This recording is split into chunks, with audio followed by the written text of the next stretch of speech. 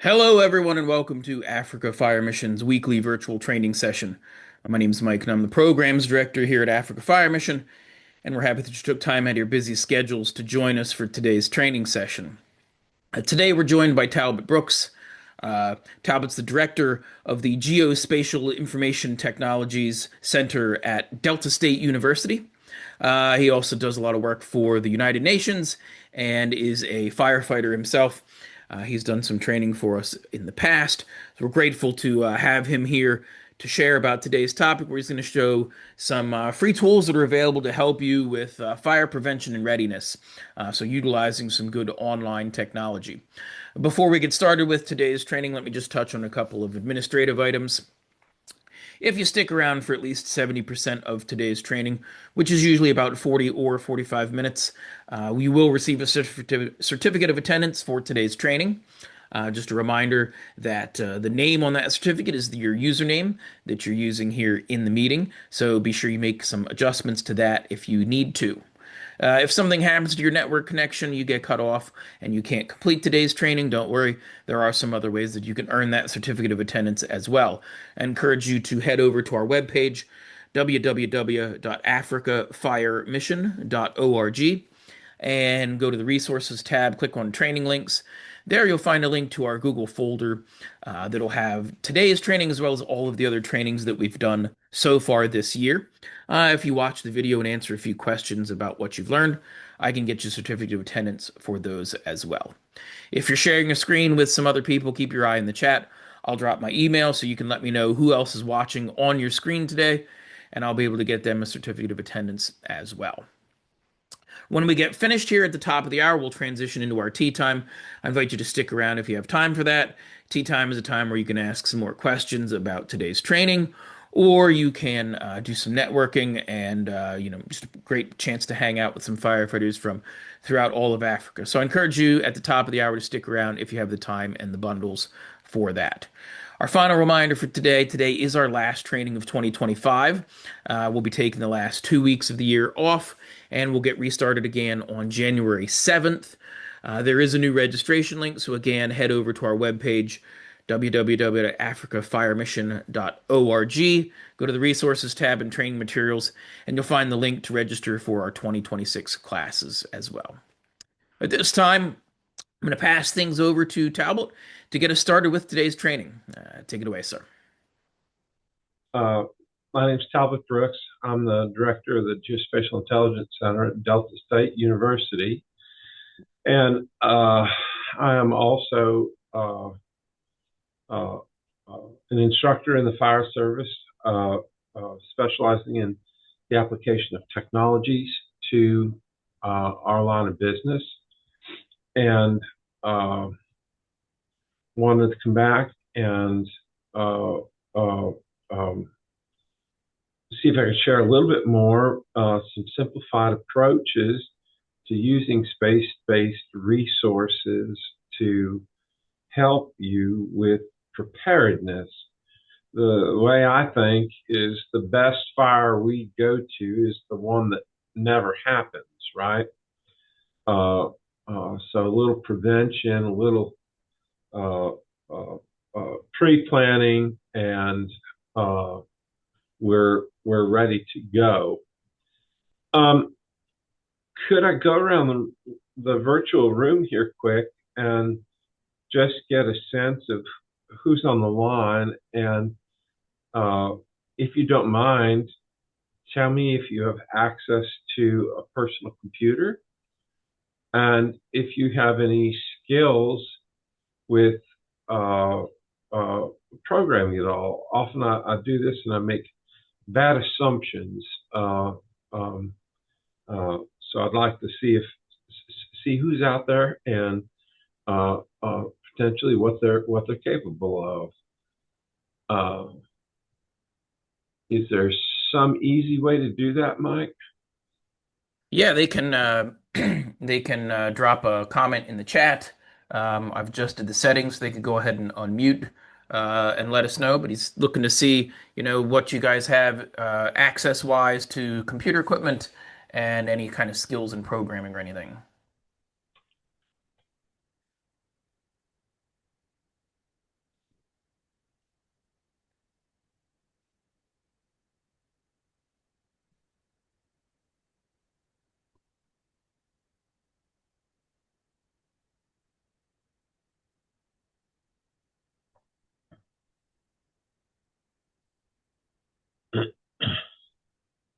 Jeremiah from Chacos County, Kenya.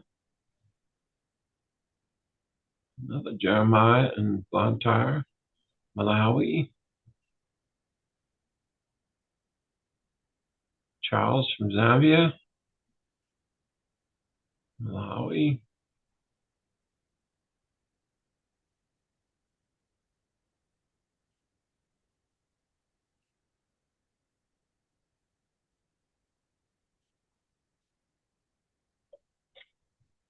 I might just set it so that everybody can come on mute, come off mute here. Chuma, where in South Africa?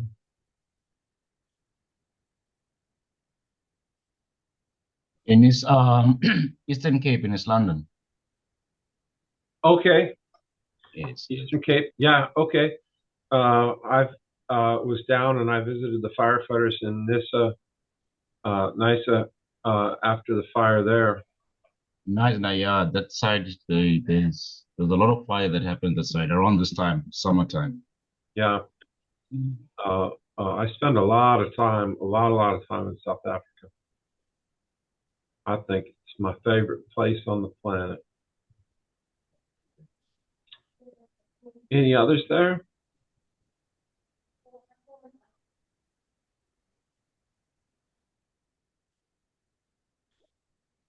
If you do any computer programming, just come up and say something. Or if you have access to a desktop computer, if you wouldn't mind saying something.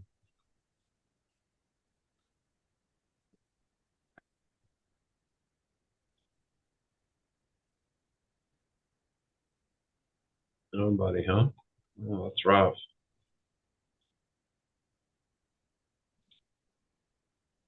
Well, you can do what I'm about to show on a phone.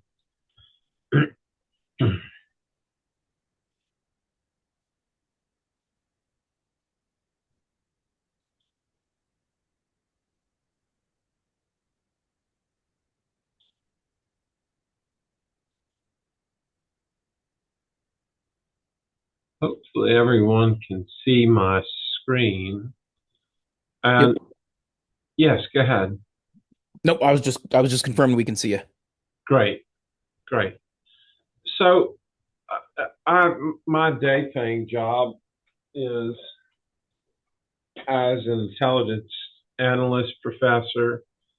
I work a lot with national defense issues, uh, teach a lot of students about how to use geospatial technologies, mostly for national defense, but I get a few come in and we work on applications in the disaster and emergency response world.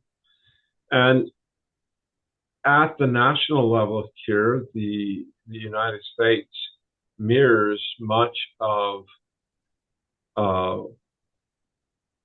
the types of products, at least, that are of national defense interest. And what's cool about them is they are open source, meaning these data are available for anyone and everyone to work with. So what I'm going to show you are final products, and I'd like to talk with you about them and get a sense for your capabilities to view and maybe even create and use these locally, because I found different products and services work differently for different groups, and I just want to put another tool in your tool set that may help with risk assessment and risk reduction. This doesn't mean that it's the only way to go about doing this. It's just another way. And that other way is fighting fire with technology.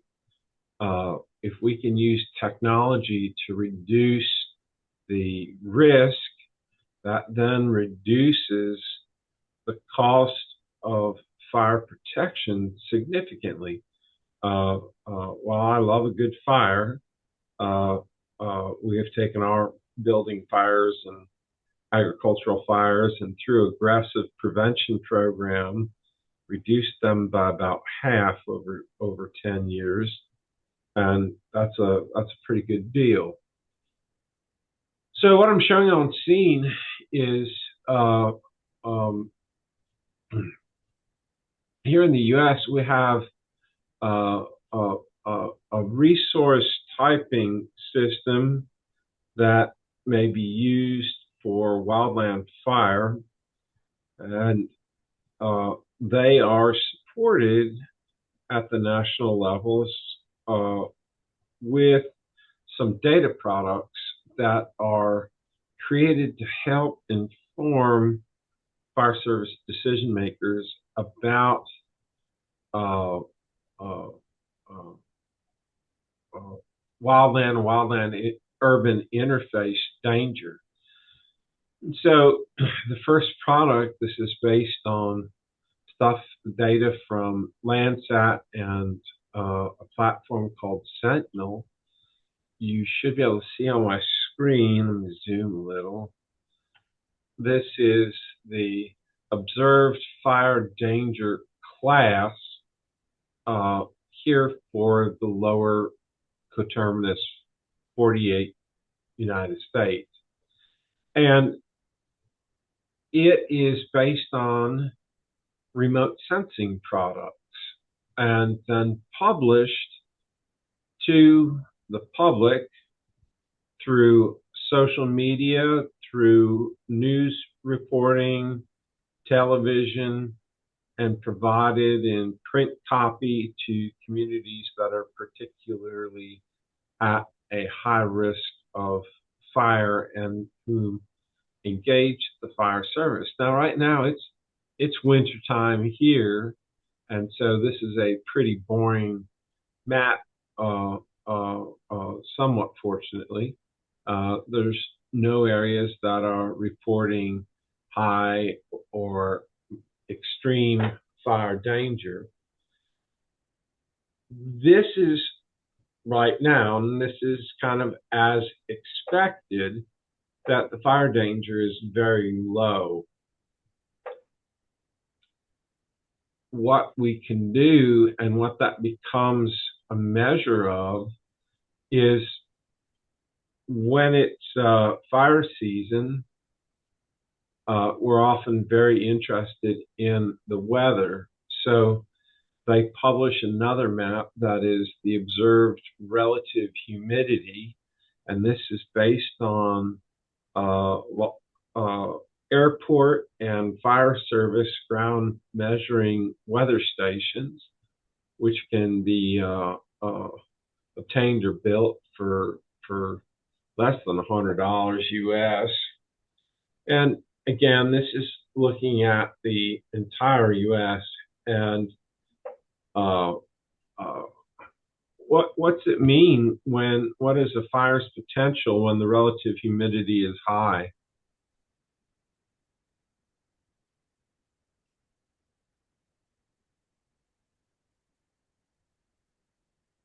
Anybody? I'm going to ask questions, so get ready to come off mute. And if I don't get volunteers, then I start calling names. Let's see, we'll play the Hollywood Squares game here.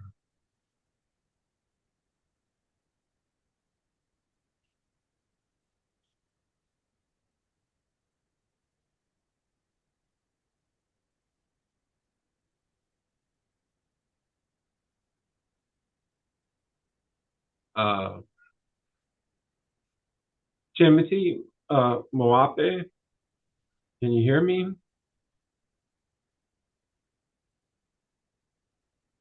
You're on mute. Let's see if I can unmute you.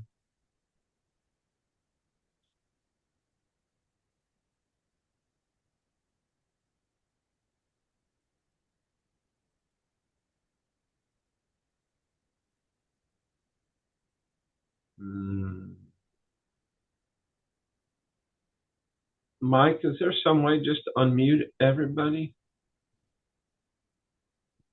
No, we don't have a way to do that. They Okay. have the ability to unmute themselves now. So if anybody Okay. wants to Yeah, that's participate, we're fine. trying to get some class participation here. Uh, Looking to see what happens to fire behavior when we've got high relative humidities.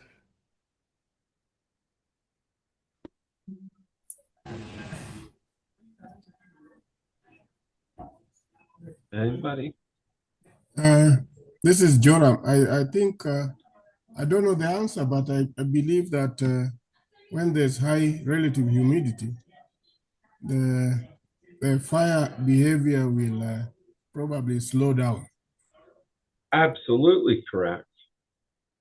The chances of ignition and, if ignited, the fire behavior, specifically flame height and the rate of spread, will diminish. They go down a lot. So understanding in your jurisdictions what the weather is, checking those reports. What do you do if you have a weather report for hot and dry conditions as opposed to, say, cool and wet? As a fire department, how do you prepare yourself? Do you do anything different? Let me contribute. Hello, Yes. my name is Joseph. Hi, Joseph. So I'm good. So in hot and dry conditions, I think fire spread is lower than is higher than when it's wet and cool. Right? Absolutely. And does anybody's fire department start doing anything different when it's hot and dry?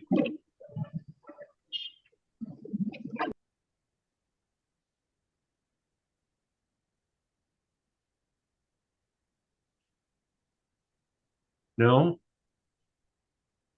Okay. Well, we'll come to that then. So fire, no matter where it burns, if it's an urban environment at the wildland urban interface or out in a natural area, behaves and responds to the weather very much so.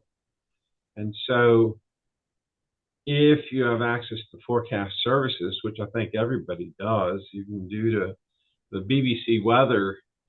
If you're not familiar with it, you can just type and search for BBC weather, and it'll come up with find a forecast, and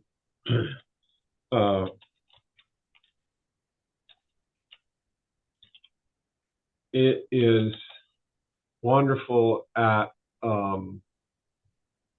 doing this for the entire world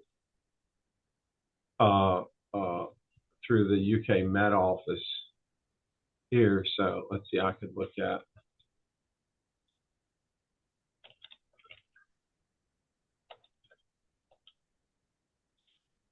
There's NISA. There's the weather forecast. Looks pretty good, right? So understanding and monitoring what the weather forecasts are is a tool that you should do at the start of every shift, even if you're just protecting an urban area. You can see here the highest wind gust is going to be 28 miles per hour. What would that do to a fire in a settlement as opposed to no winds? I think it can make the fire spread faster. Yeah, it spreads much faster. And your strategy in fighting that fire in a settlement hopefully changes in that situation where you might try flanking attacks from the side to move in instead of going straight to the head of the fire, which may be simply uncontrollable, no matter what size fire truck you have. And talking about that before you respond is, again, an incredibly important thing. So when I was working as a career firefighter, we always had a shift brief. When we came in, we kind of find out what the guys the night before had done, and if there were any continuing issues in the jurisdiction that they saw, whether it was a public event or inspections that had to get done. But the weather became part of our briefing and would change. We would agree to change our strategy and tactics for the day based on that. If we had winds that were predicted to gust higher than 50 kilometers an hour, we stopped doing vertical ventilation and took extreme care not to break windows. Outdoor fires, we changed from attacking the head of the fire to attacking the flanks or the side of the fire. And we practiced those things. And the wind speed and the temperature and the relative humidity all became part of that briefing in the morning, and it was worth a minute or two talking about it with the next crews so that we could change our strategy, our tactics for the day, and not get burned over.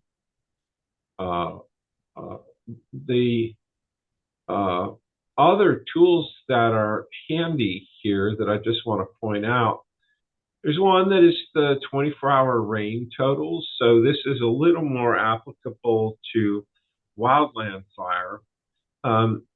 This shows how much has it rained where in the U.S. Again, it's a very simple question and answer. If it's rained yesterday, an inch, is the probability of a fire today higher or lower? Of course, it's going to be much lower. And keeping track of that is quite important as well. And the next is called the lightning ignition efficiency. And this predicts how efficient will a lightning strike on a given dry fuel be? What is the probability that it will ignite it? And this starts to get into some advanced remote sensing measures that I want to talk about briefly. Basically, what it's looking at is all those weather components I just talked about, the relative humidity, how recently it's rained, and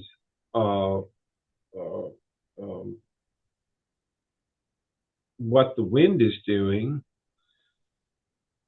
If we hit that fuel with lightning strike associated with like a thunderstorm, or frankly, it's a cigarette that's tossed aside carelessly, or a child that's, might be playing with a lighter or what have you.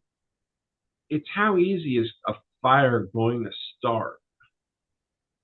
And so this lightning efficiency index is based on a bunch of remote sensing or satellite-based observations to predict, hey, up here, it might not be terribly dry, but it hasn't rained enough in the last 2 weeks to overcome that relative humidity that might be high and some recent rains, such that when lightning happens, you will likely get a fire. There's a 16 to 30% chance of any one lightning strike in this area of this map starting a fire. Okay. I'm going to show you a few more of these products, and then I'm going to make some offers. So on the science side of things, with this remote sensing,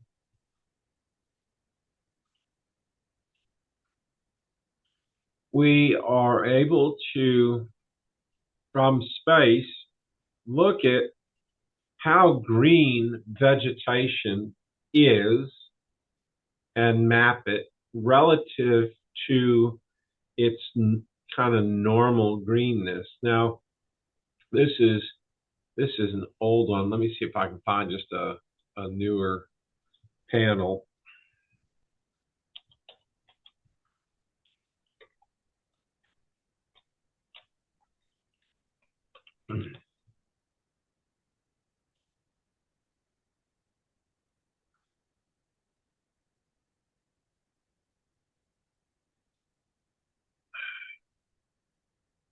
Hang on just a minute.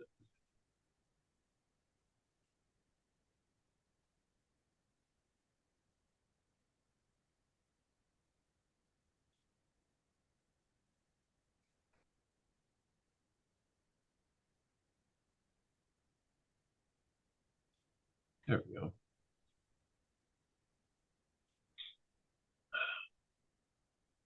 So here's a sample image of relative greenness. And what this is telling us is how green are the plants in that particular area. And this gets to be quite high resolution. We can look at the pixel sizes here are as good as 30 meters by 30 meters. So I can look at wildland urban interface areas and what have you and see, okay, this is the departure from average greenness. So when I'm looking over this area in New Mexico and Colorado here in the US, I might see the weather forecast is very dry, the fuels, the relative humidity is low, the wind speed is predicted to be high, and then I might pull up these data for relative greenness, and I would see, oh boy, the plants have withered and died because it's been so hot and dry, right? The leaves on the plants are no longer green. So what I'm describing to you then is essentially the recipe for a disaster. And while I understand most on the call are firefighters, getting your decision makers involved in some of what I'm sharing today, and we can develop, and I'm going to propose we develop a better partnership here. We can make products like this so that, one, we start teaching you how to do this because it's free, it's relatively easy to do, and it has very high impact on how we prepare for and respond to fires, particularly at in the wildland situation or at the wildland urban interface. They have some other measures that are used from remote sensing, but they come in and we can look at things like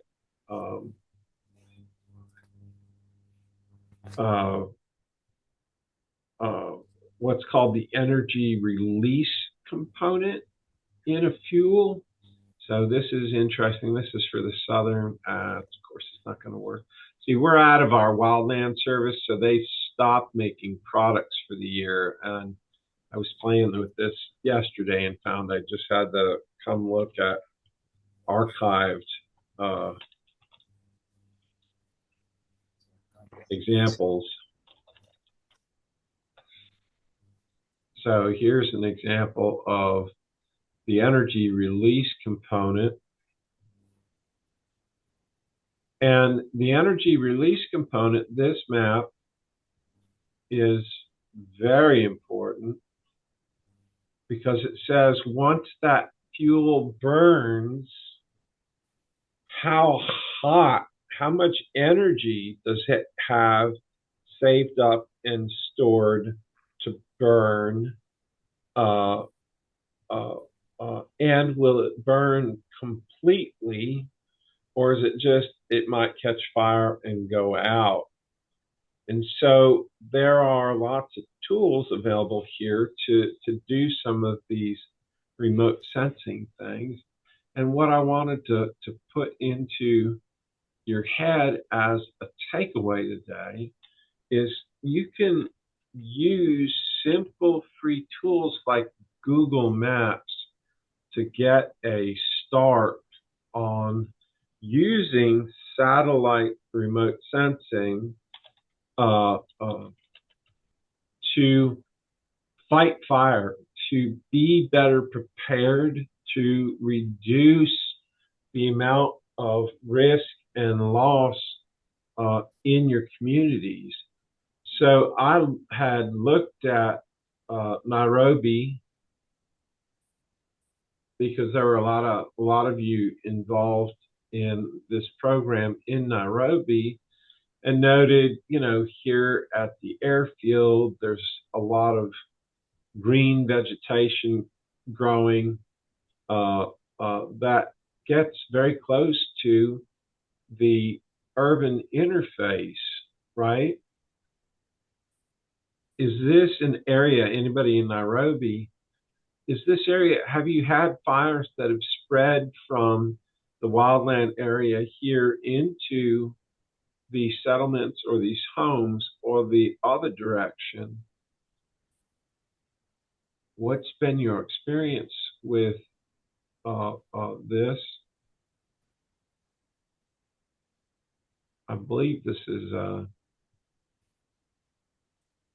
unused airfield now. Yeah, it's Kenya Air Force Headquarters.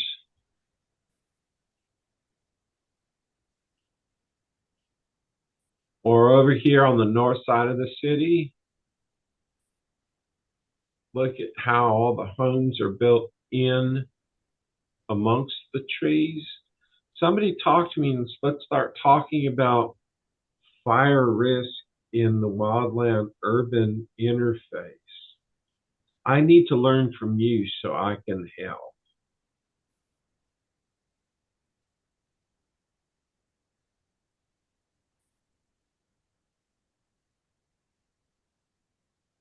Chief Kingsley?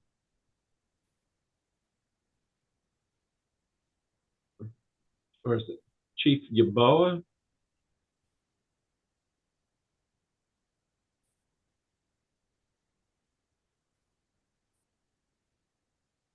Ooh, everybody's so quiet.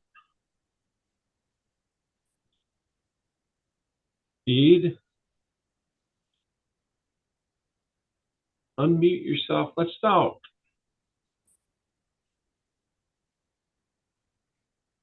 Let's see. Let's talk, brother. Tell me about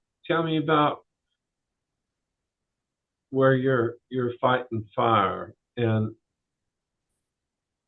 are you at a wildland urban area anywhere near where you have to fight fire?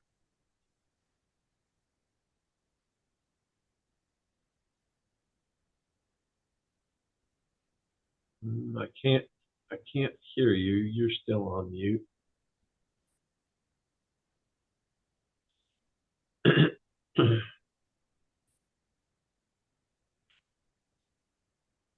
Can Okay, you here's hear a me? person. There you go. Somebody's talking. I know you guys like to talk because I've done this before.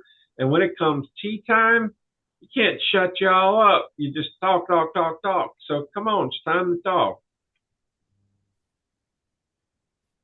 Who's facing problems at this wildland urban interface? How do you identify where it is? How do you use information to change your strategy and tactics so that you don't get killed?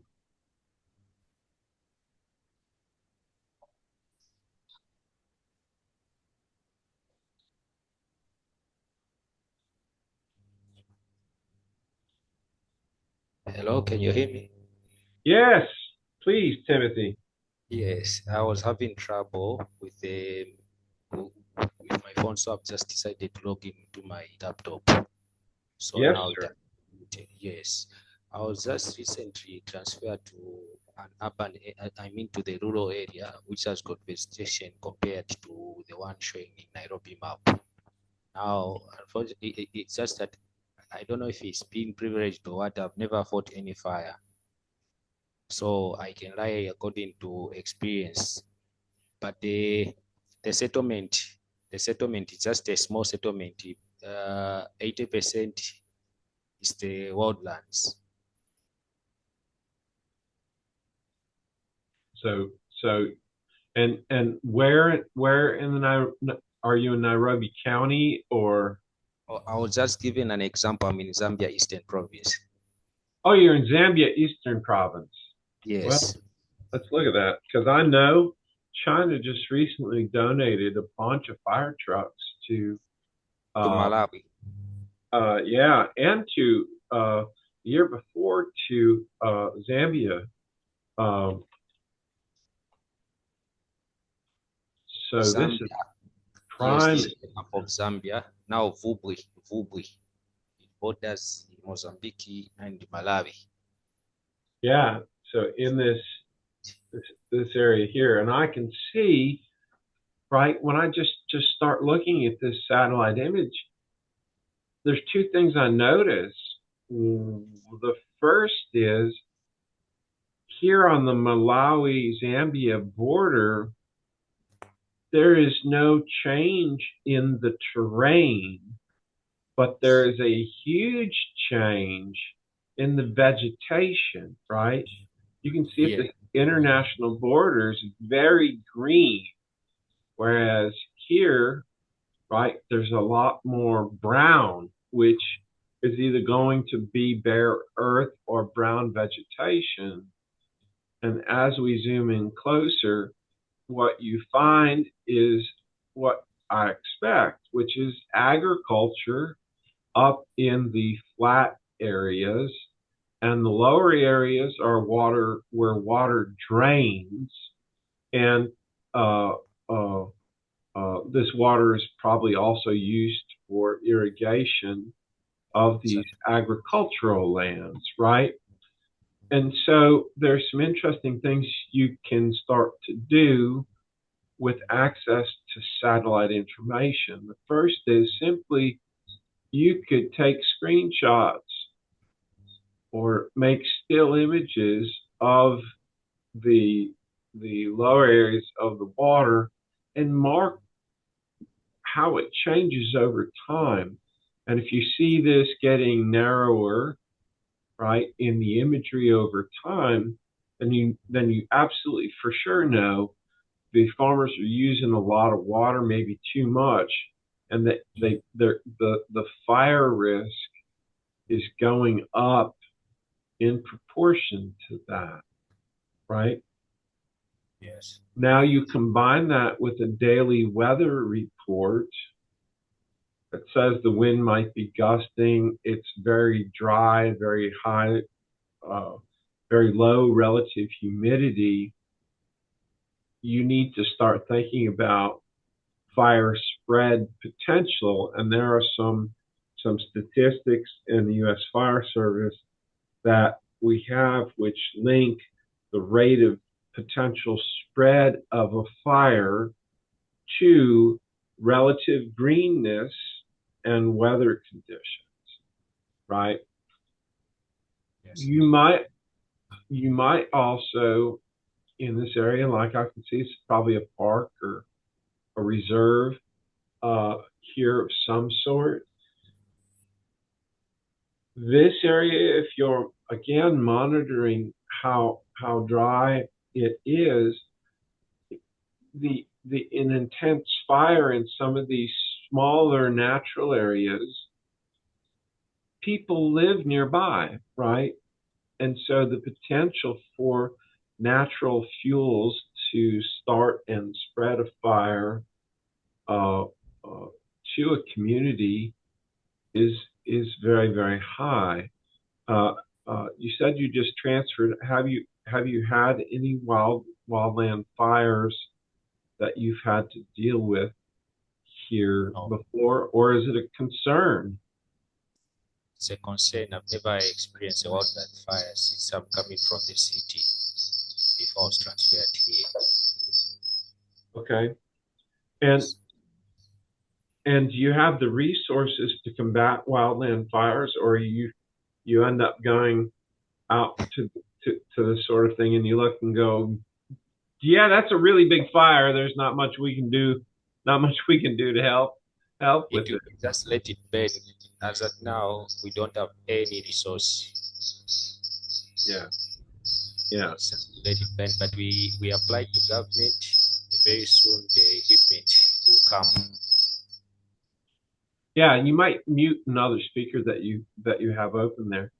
So then that comes to the second message that I really want to talk about, and it's what I opened with, is the best fire we respond to is the one that never happens. So if it is exceptionally hot and dry, and the fuels have all turned yellow and brown and have the potential to release lots of energy, and it's going to be windy, the relative humidity is low. What do you do, if anything, with your communities to make them aware, hey, if something catches fire now, it might not just be one person's home, it might be the whole town, or it could be spread from these natural areas, from a careless smoking, somebody throws away a cigarette, the chance of it starting a fire that then spreads to natural vegetation and then burns down the whole town. What do you do? So what I do fire prevention inspections, where I sensitize people on the dangers of putting grass fence. Since most people here, they have put grass fences, I so encourage them to put some fire breaks in their fields in case there's fire, so that it won't spread to another field. And it is easy to control when there are some fire breaks. That's fantastic. And very important to do that public outreach. And what I would suggest and what I can show is using the satellite remote sensing, even on your phone, what's available through open or free imagery platforms. Google is a good start. You can control the dates and see how recent things are. You can, at your fire station, start systematically moving through a community and seeing, okay, are there good fire breaks around the buildings? That's what I do exactly. Yeah, so you're using the satellite imagery to help identify where you might go knock on a door and say, hey, let's get busy cutting some of this vegetation. So after I came here, I gathered information. After knowing the words, how many words we have, and knowing the names. So each day when I look at this word, I go to satellite image. Then I see the settlement, how people have settled. I can see the pattern. That's when I'll visit the same area. Yeah, yeah, that's fantastic, right? Because uh, uh, does fire prevention really cost you anything? In terms of resources, no. Right? Since transport is there, they take me. Yeah. So having this relationship with community leaders that you can also share, hey, look, we've looked at the satellite imagery and here are satellite maps of relative greenness of the weather forecast, etc. Let's work together with local political leadership to develop a prevention and outreach plan, especially when the risk becomes very high. And is there any type of system for notifying the public about high fire danger? You know, here in the US, there will be signs along the road that say, be careful, it's a high fire danger. And uh, uh, uh, if you get caught doing something stupid with like smoking materials and start a fire, guess what? You're going to have to pay for all the suppression efforts, right? Uh, um, uh, any type of national fire danger system in place in Malawi? Not yet. How about for Kenya?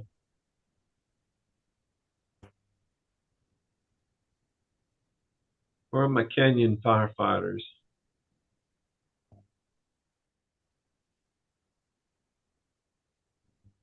Well, they all like, we big city firemen, don't have to worry about it.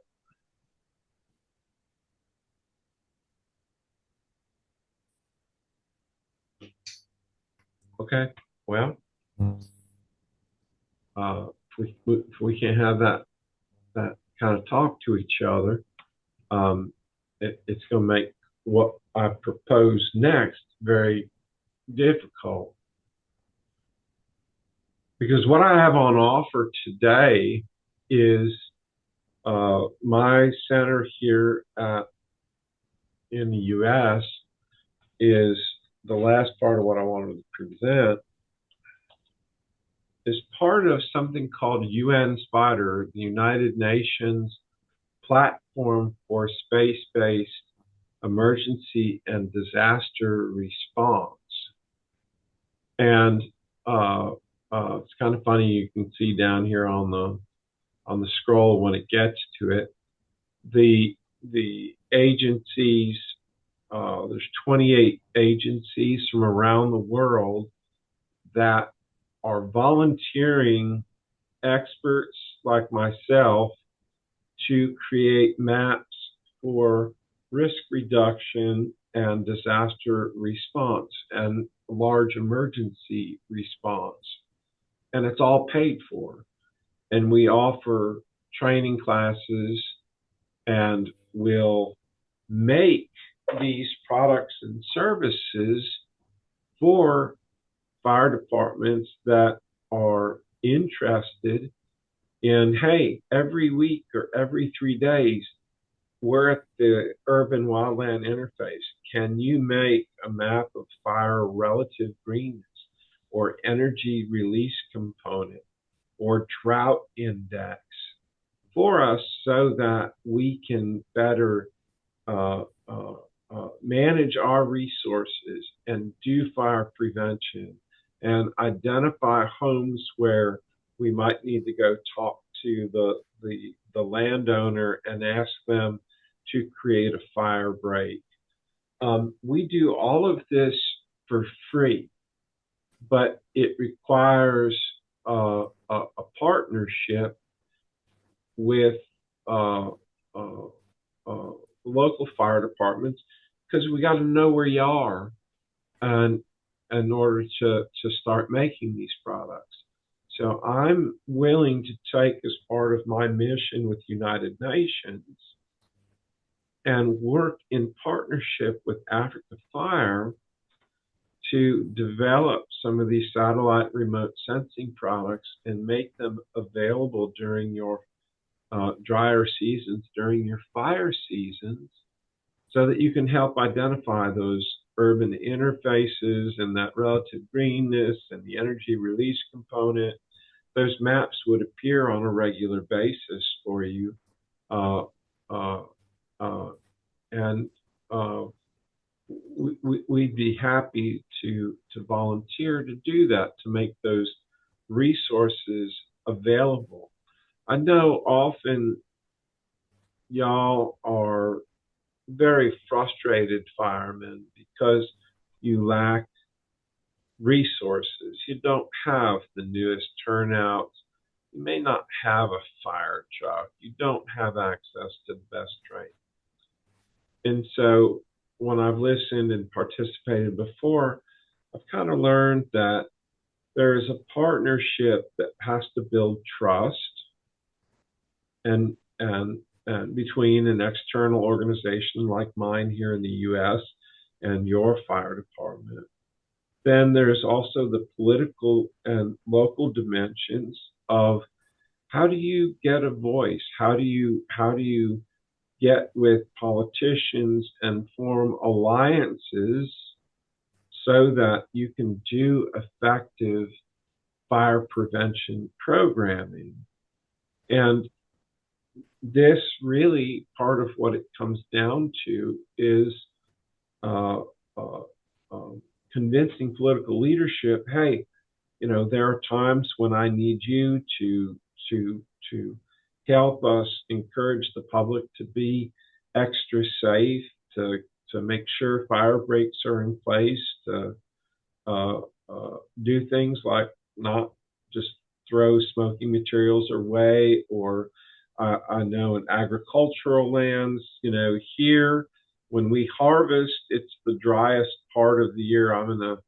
You want to see, I live in a place that is not so different from, you know, we looked at here in Malawi. If I were to come look at where I live in the U.S., and I can promise you the income and quality of life here is not much different from much of South Africa. You can see the same problem. These are the wet areas. This is all agricultural land.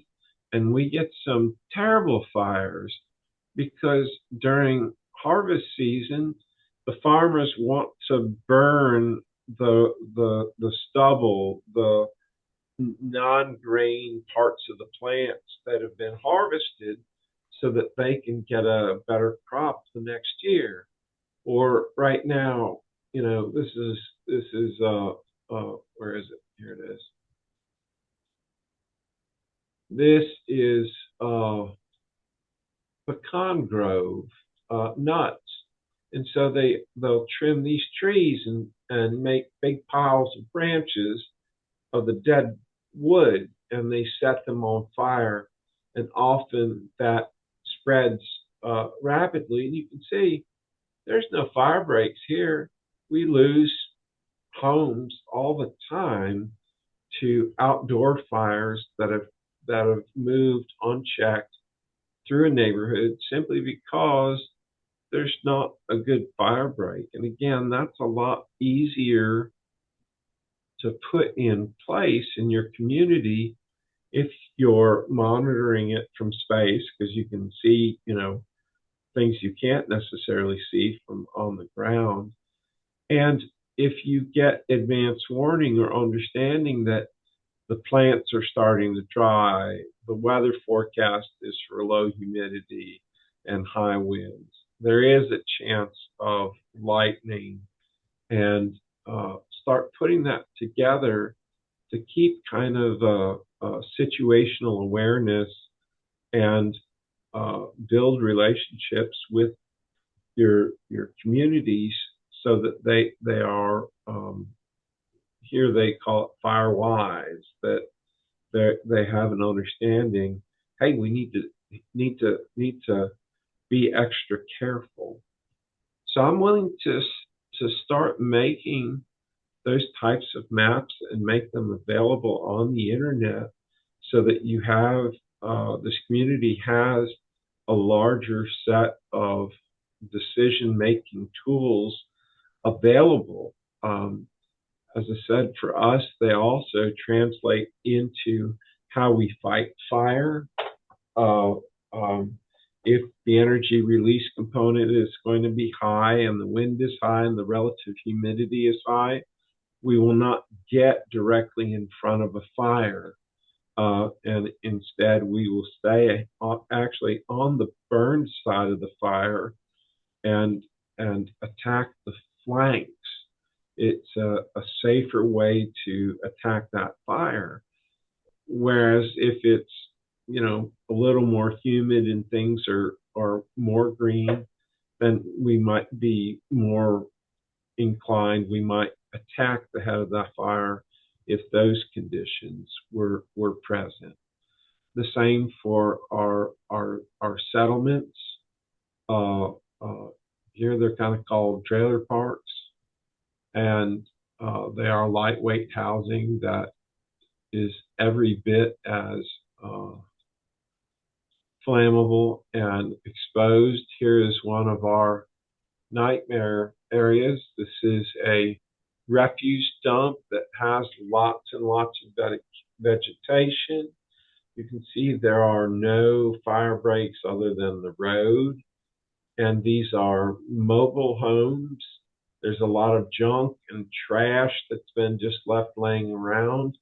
So when we get a fire over here, we have lost. You see there's no mobile homes, no buildings.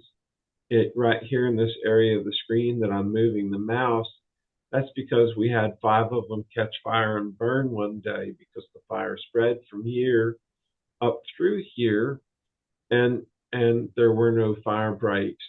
And it caught us completely by surprise, actually, because we weren't monitoring and talking about how dry it is, looking at the fuel moisture and things like that. And you get enough momentum going here with south winds, and the potential for loss is very, very high.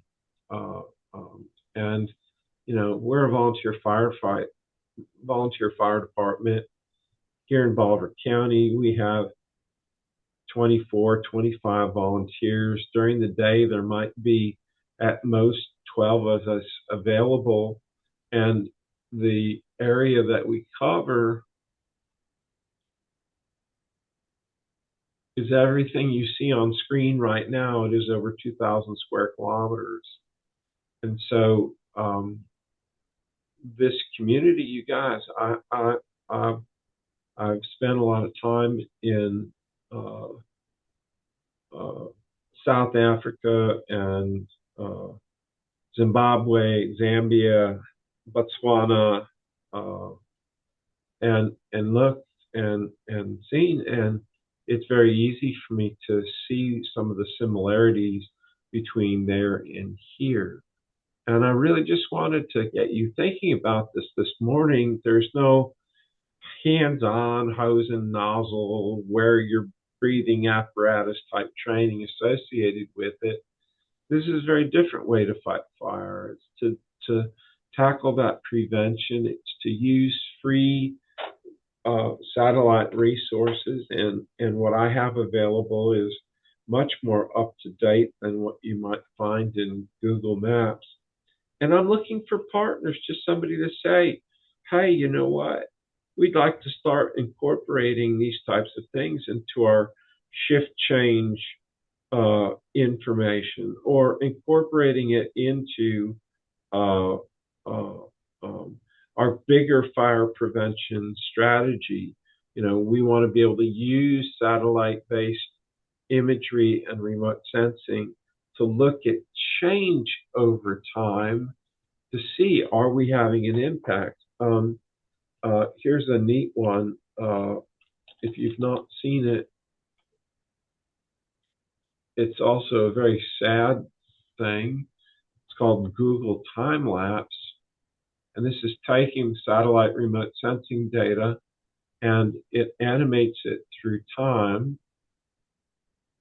So give it a minute and you can see there's 50 years of data. These are glaciers in Alaska, and you can see how much they've melted over time. I can come back to Zambia. Let's look at that area.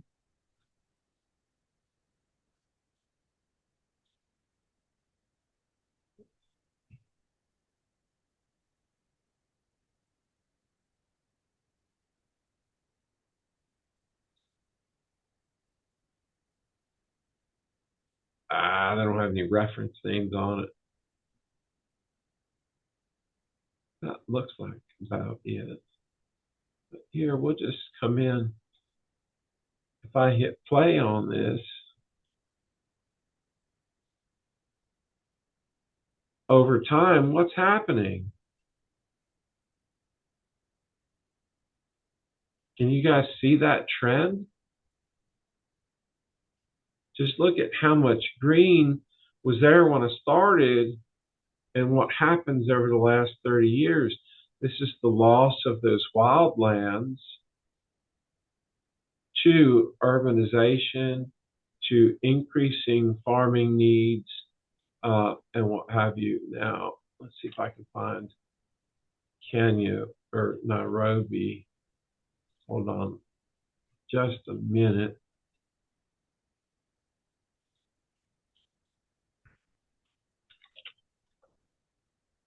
And I'll end with that and take some questions and stay for tea time and see if I can start building some relationships. So Nairobi is about here, right?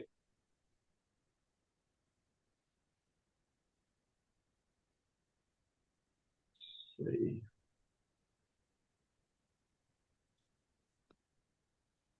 At the base of the mountains.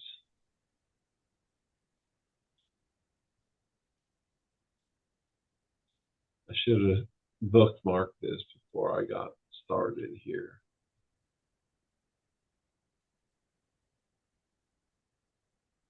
Looking for the national park.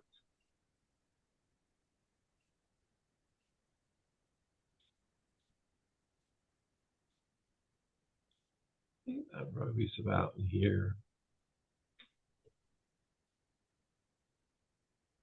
Oh. It's all right. Just a second to get my bearings.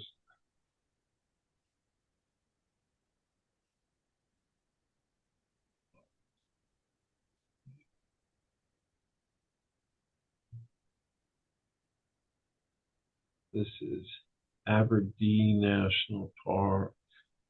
So it should be right here.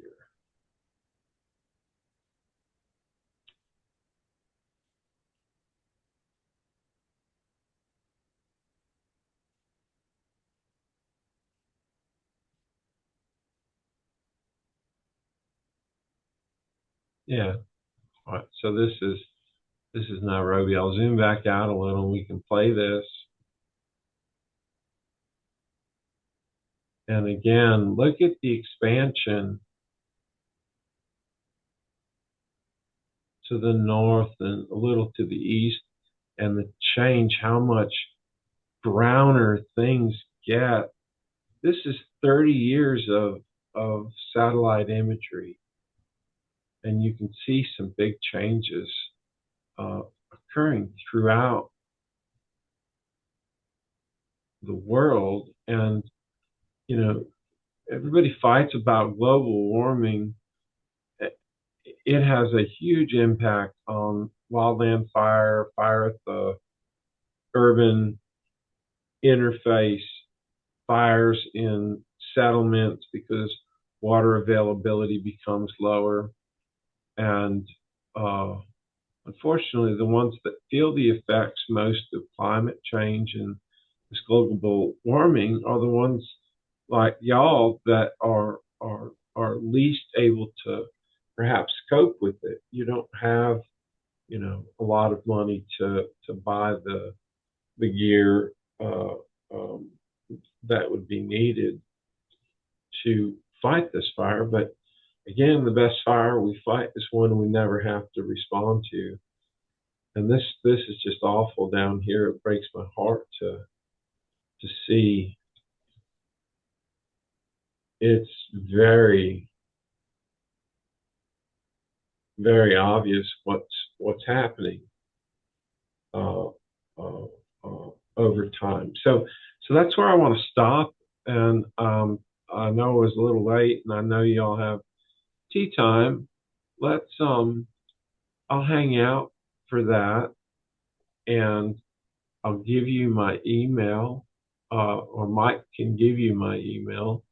If you would write to Mike and say, hey, I'd like to talk to Talbot more about using satellite-based measurements to help with our fire prevention, to help with understanding, okay, are there some daily or weekly reports on how green the vegetation is, or uh, uh, uh, better insight into uh, the upcoming relative humidity and things like that. Let's have that conversation, and I'll make myself available to y'all. And it is no bother for us to kind of set up a website for Africa Fire Mission partners to start getting and using some of these data, uh, um, because I would advocate this is as simple a skill to learn as putting on your turnouts or using a fire extinguisher. Being able to look at this map that I found on the screen and go, hey, you know what, things are getting awful dry. Maybe we ought to start doing a better fire prevention campaign and build that relationship with political leadership to help spread the message, etc. So I'm hoping that wasn't too basic, and just as an invitation to start using technology to reduce risk in your communities. Over to you, Mike. Excellent. Thank you, sir. That was a great presentation. Lots of good tools that are available out there. And, some of those tools aren't quite specific to your areas, but we've got a great offer to try to partner and provide you with some of those tools and resources. So please feel free to reach out to us. info@africafiremission.org is our general email address. If you send us a message there and tell us you're interested in this satellite imaging information program, we'll make the connections for you. So thank you for that. And thank you to all of you for joining Oh, us for. Go ahead. I'm sorry, Mike. I almost forgot. I am part of the Earth Fire Alliance.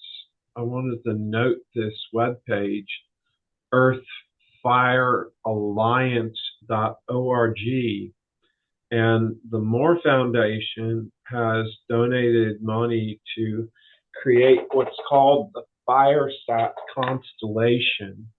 And our goal is to have high resolution, 2-meter pixel value, high resolution satellite remote sensing that can see through the smoke,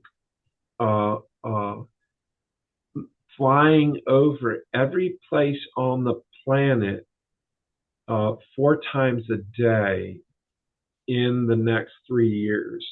And we have our first satellites have been launched, and right now we can provide about every day coverage, every other day in some places.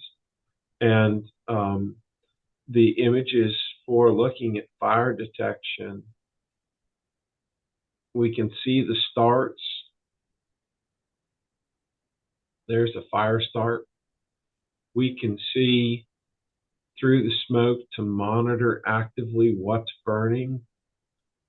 And we want to partner. I'm one of their training partners.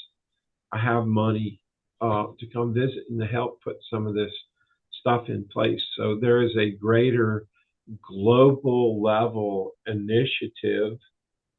Kenya is a partner uh, uh, um, in place, and again through the UN and through Earth Fire Alliance. If you're interested, come on in. Let's fight fire with information. All right, that's it. All right. Very good. Yeah, we'll have to talk a little bit more about that. We've got a partnership with Zambia there too. So, um, Cool. yeah, we'll have to discuss that more. So, thank you everyone for attending. We're going to sort of wrap things up. The formal portion, but please stick around. We've got our tea time coming up where we can further discuss this, make a little bit more connections. Just a quick note that this is our final training for 2025. There is a new registration link I've dropped a couple times in the chat, or you can be sure to check out our webpage. Go to the resources tab and training materials so you can get yourself registered for our classes in 2026. Thank you, everyone. If you've got the time, stick around for tea time. Otherwise, we'll see you again next year. Thanks.